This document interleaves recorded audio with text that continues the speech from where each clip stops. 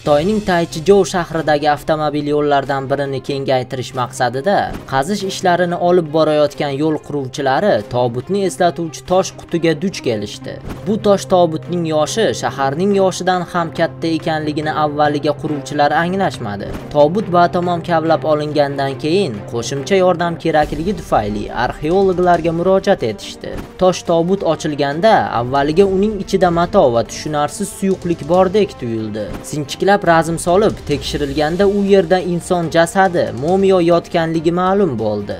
Arxeologlar momiyo bundan 700 yil ilgari ayol bo'lganligini, qabrdan topilgan zargarlik buyumlari va jasad o'ralgan matoga qarab, ayolning Ming sulolasiga tegishli ekanligini aniqlashdi. Nafaqat ayolning tanasi, balki uning ustidagi kiyimlar ham oradan 7 asr o'tganiga qaramay yaxshi saqlangan. Diqqat bilan qaralsa, ayolning yuz tuzilishini ham aniq ko'rish mumkin.